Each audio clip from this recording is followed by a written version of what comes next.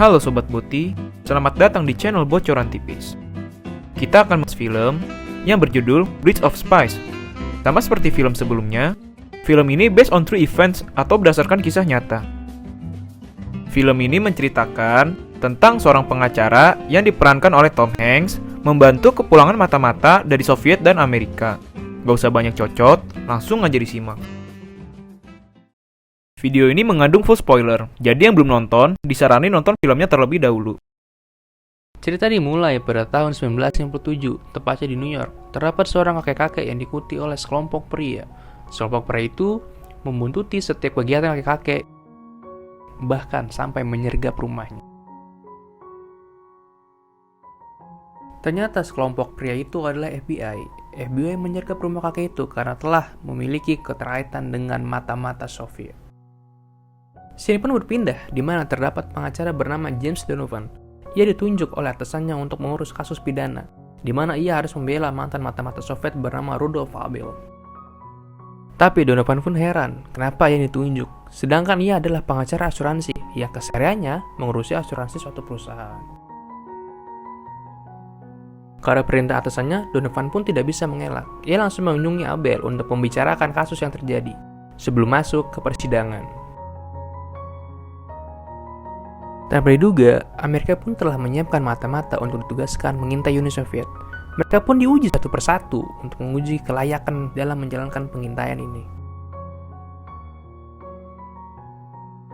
Di malam harinya, di sebuah lapo, Donovan berbincang dengan CIA. Agen itu memberitahu bahwa ia tidak usah membela seorang mata-mata karena telah membahayakan negara. Tapi Donovan menyangkal hal itu dan berkata bahwa keadilan harus tetap dijalankan walaupun kepada seorang penjahat. Di lain waktu, Donovan bertemu dengan hakim untuk protes karena penggeledahan yang dilakukan FBI kepada Abel adalah ilegal. Tapi sayangnya hakim itu diskriminasi terhadap tersangka yang Donovan bela. Hakim beralasan bahwa yang ia geledah adalah seorang penjahat yang telah merugikan Amerika. Hari persidangan pun datang. Persidangan dihadiri oleh Donovan dan Abel. Beberapa keputusan disebutkan dan dijawab langsung oleh para juri. Juri menyatakan bersalah atas semua keputusan yang telah diajukan. Tetapi vonis baru akan ditentukan dalam beberapa hari ke depan. Di kemudian hari, Donovan mengunjungi rumah hakim. Dalam singgahnya, ia menyampaikan pemikiran terhadap vonis yang akan ditentukan. Ia menyebutkan bahwa hukuman mati kurang tepat untuk vonis itu. Ia memprediksi bahwa Abel pantas untuk dipenjara karena akan berguna suatu saat nanti. Hari persidangan vonis pun tiba. Setelah menimbang dan meninjau, hakim memutuskan bahwa vonis yang dijatuhkan adalah hukuman 30 tahun penjara. Setelah vonis itu disebutkan, suasana menjadi cukup gaduh karena tampak masyarakat yang menyaksikan persidangan tidak terima pada vonis itu dan menginginkan Abel untuk dihukum mati.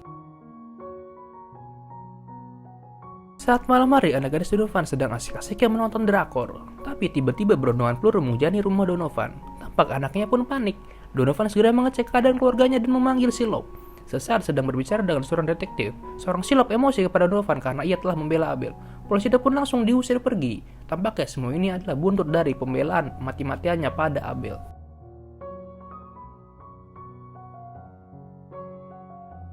Hari keberangkatan Intel pun tiba.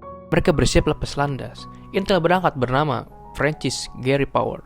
Ia ditugaskan untuk mengudara dari landasan Afghanistan. Sesaat setelah masuk ke wilayah Uni Soviet dan bersiap untuk mengintai, pesawat Powell pun tertembak oleh rudal-rudal brutal yang menyebabkan ia harus keluar dari pesawat dan melakukan pendaratan dengan parasutnya. Sayangnya, hal itu membuat Powell tertangkap oleh Uni Soviet. Ia diadili oleh persidangan Uni Soviet dan harus mendekam di penjara.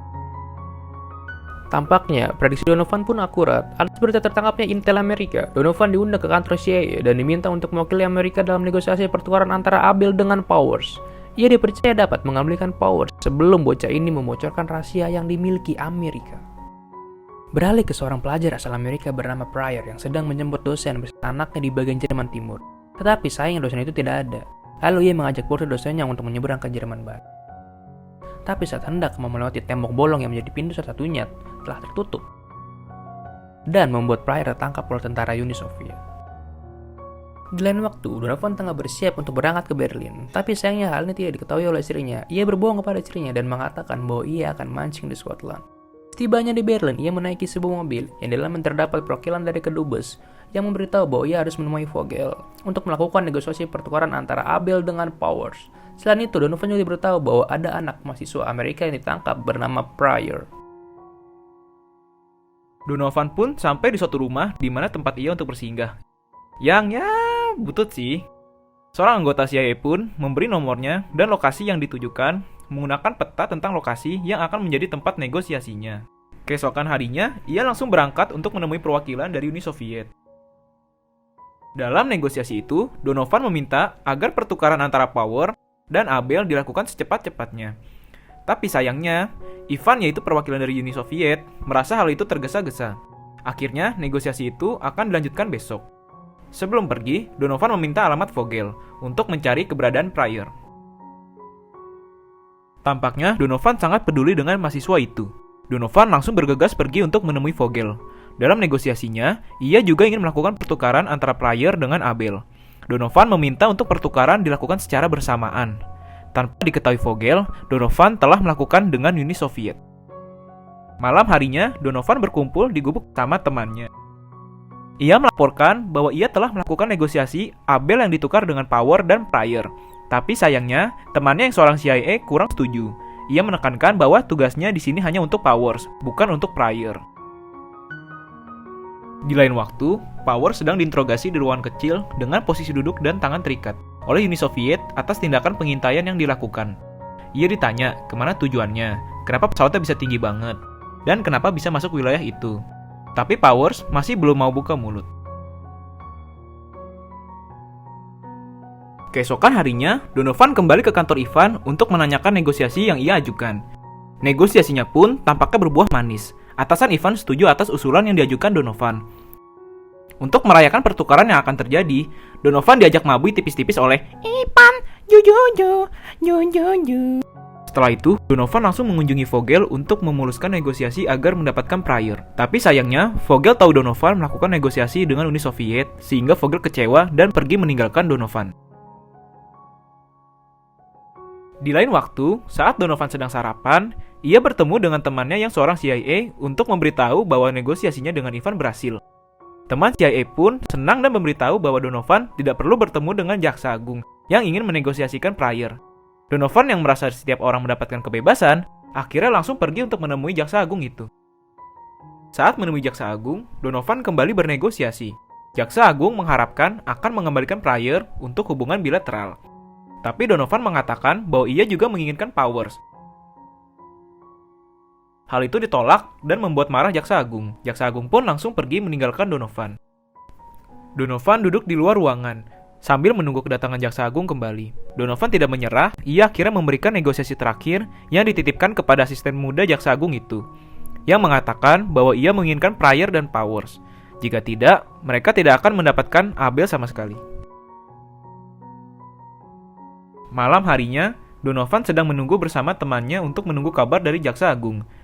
Sekian lama menunggu, akhirnya gertakan Donovan pun membuahkan hasil. Telepon yang ditunggu-tunggu berbunyi juga. Donovan berhasil mendapatkan Powers dan Pryor. Tetapi, lokasi penukaran Pryor akan berbeda dengan Powers. Untuk merayakan keberhasilan mendapatkan Powers dan Pryor, dengan nafsunya, Donovan membuka botol ciu bekonang dan dinikmati bersama teman CIA. Tepat pukul 5 pagi, Donovan telah berada di lokasi penukaran di sebuah jembatan. Sesaat sedang menunggu Abel datang di lokasi penukaran, Abel berterima kasih pada Donovan karena telah memulangkannya. Saat itu juga, Donovan meminta temannya untuk mengecek apakah Pryor sudah datang di tempat penukaran lain. Tapi sayangnya rekannya menunjukkan bahwa Pryor belum datang. Di saat sedang asik mengobrol, datang seorang rekan pengintaian tugas Powers yang bernama Joe Murphy, yang diajak dalam penukaran ini untuk ditugaskan mengenali bahwa yang ditukar adalah Power yang asli. Tampaknya, pertanda baik pun muncul. Dari teropong yang dipakai terlihat di sisi lain ujung jembatan, Powers pun datang. Lantas, mereka bersama Abel menuju tengah jembatan untuk bersiap melakukan pertukaran. Setelah berada di tengah jembatan, Abel dan Power kini hanya berjarak beberapa meter. Agen CIA pun tidak sabar melakukan pertukaran dan menyuruh Donovan untuk segera melaksanakan pertukaran itu. Tapi sayangnya Donovan masih menunggu kabar dari Pryor. Maka Donovan menyuruh kembali rekannya untuk mengecek keadaan Pryor, tapi hasilnya nihil. Walaupun mendapat tekanan dari rekannya yang seorang CIA, ia tetap kekeh untuk menunggu keberadaan Pryor. Tanpa disangka, akhirnya Pryor pun datang, yang diantar langsung oleh Vogel. Perwakilan yang menjemput Pryor pun langsung menghubungi rekannya Donovan untuk memberitahu bahwa Pryor telah sampai. Donovan yang mendapat berita itu langsung bergegas melakukan perpisahan dengan Abel karena akan segera pergi kembali ke negaranya. Dan pada saat bersamaan, Abel dan Powers berjalan menuju pihaknya masing-masing.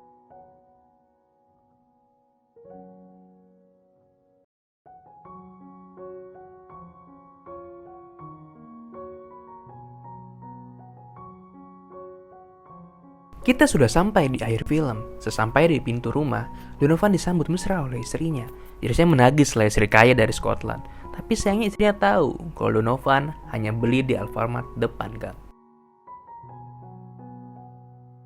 Setelah sampai rumah, anak Donovan sedang menonton TV yang memberitakan bahwa agen rahasia bernama Powers telah pulang.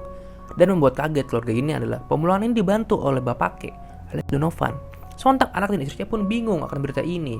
Mereka tahunya ayahnya pergi mancing ke Scotland. Istrinya segera ke atas untuk menemui Donovan, tapi sayangnya Donovan sudah terlelap.